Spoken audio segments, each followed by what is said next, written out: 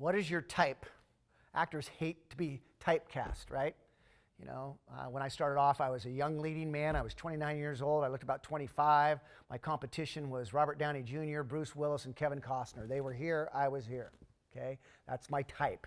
I'm up for, you know, good-looking dude on a series or whatever. And obviously, believe me, dude's way better looking. But that's just the category I got thrown in. In fact, one time I went to an audition. This is a true story. I walked in. I'm like 10 of the most gorgeous dudes ever, and I'm like, oh my God, my agent's either blind or crazy, and no matter what, I'm going to rag her for sending me on this audition.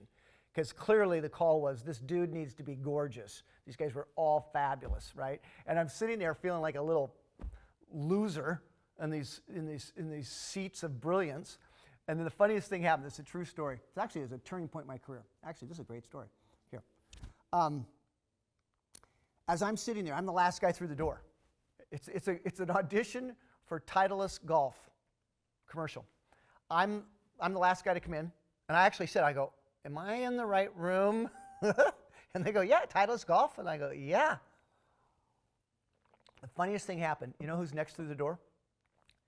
The best looking dude on the planet in the history of mankind. And every guy in the room all had the same reaction I did when I walked in the room, which is, uh-oh. This guy, and not only was he gorgeous, he was just a really great guy. He sat right next to me. Couldn't have been nicer. I'm like, oh, fuck, this is unbelievable, okay? Now, as I sat there, shrinking, right? And I had this moment going, okay, Jim Jarrett, you're not a model. And there's nothing, of course, wrong with being a model or anything. It's just not, I never modeled. I was never modeling. I wasn't trying to sell this is a modeling face or bot or anything. I was an actor. And clearly this was a look where they wanted gorgeous men. Okay, if that was your whole career, Jim Jarrett, you are going to not have much of a career. But that's not what I'm selling. I'm not a model. I'm an actor. And it's not saying models can't be actors, but I am an actor. And as I looked around this room, I said to myself, you study with Sanford frickin' Meisner, Jim Jarrett. If you may not compete in terms of looks, but when it comes to craft, talent, truth, and believability, you can hold your own with anybody in this room, and then some. And it didn't take me long to feel really good.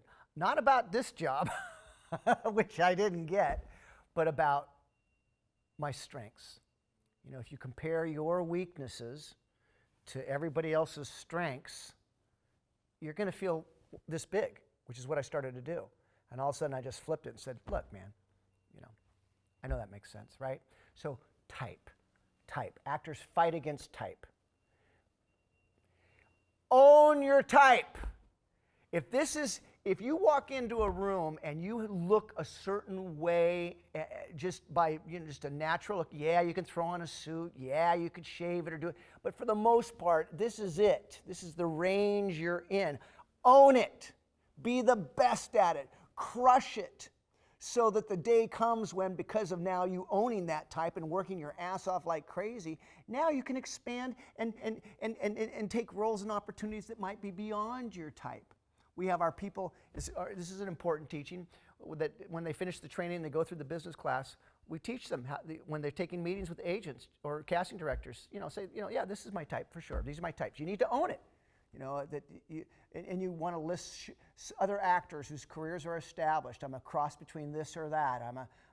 I could be on this show. I could be on that show. I could see myself as for example, a coach, a politician, a lawyer, a dad, hell, getting close to a grandfather now. Holy shit, how'd that happen?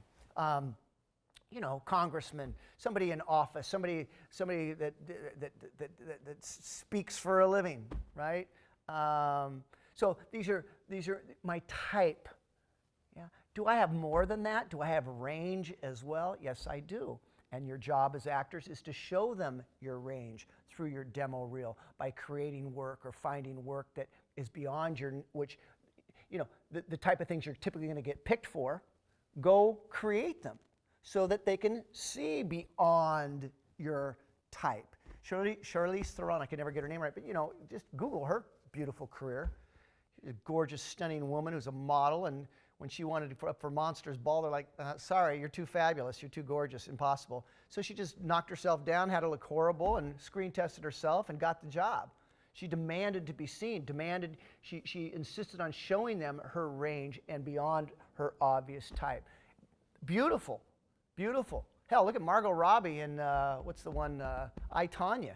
Hell, I guarantee you, Margot Robbie early in her career would not have gotten that role, because there's just no way. If she was just as the beautiful woman that she is, if she just showed up in Hollywood, tried to audition for I, Tonya, they'd be like, sorry, but she'd already had an established, beautiful career. She had agents and people and managers and a team in place that were able to get her in front of people and coach her in a way and get her knocked down. When I say knocked down, I just mean looking like she needed to look, gain some extra weight, willing to not look fabulous.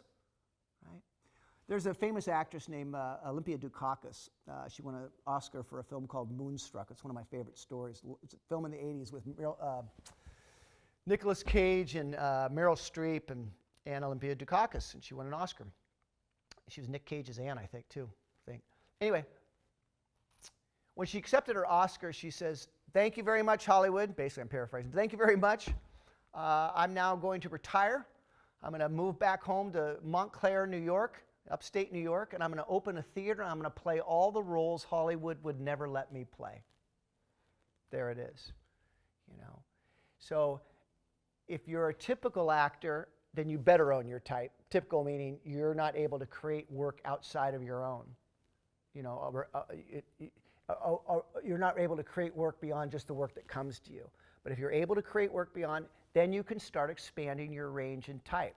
But I'm telling you, do not fight your type. Own it. Be the best at that. And then grow it. Okay? I'm telling you, it's great advice. Okay? Hope it helps. See you at the next video.